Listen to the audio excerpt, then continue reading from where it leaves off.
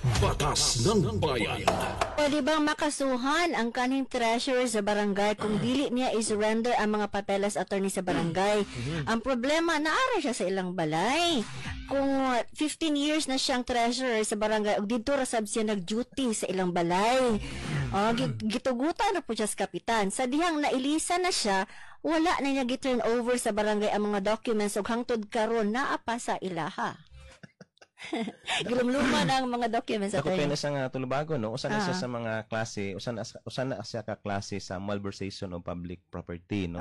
Ilawom sa tong revised penal code manggod kung do na tay kung gitawon na ta og accountable officer ta, kaning treasurer accountable officer man ni.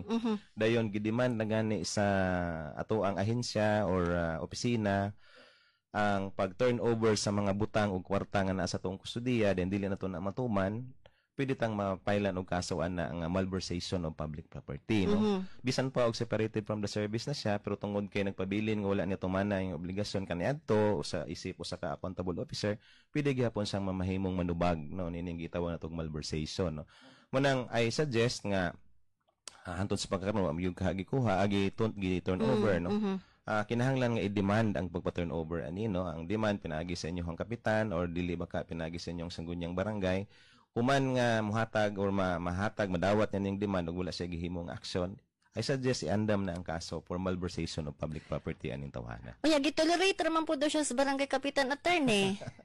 Kuana na, no, kanang Naabay tulubagon po ang punong barangay ani attorney? naghapoy tulubagon, no, kung ako'y maglantawan na doon na siya administrative liability for negligence, no, pagpasagad, no, o kaning pagpasagad ning resulta ni siya sa danyos perwissos nga to sa barangay, no. Pero ako ang lantaw labing maayo nga mag-file mo kaso una diri sa tresurero o later on kung unsa magaling mga findings ito sa criminal case gamita siya para ma-file ang kaso administratibo batok also batok sad sa inyong kapitan. Kung dili gyud mo prosper, kung dili magpagahi-gahi gyud attorney. Yep, I suggest nga mo na ilang buhaton kay maunsa na ng mga propriedad sa barangay labi nagwa na gi-turn over basin na niya og maabot ang panahon nga dili na mapuslan sa inyong katawan sa inyong barangay.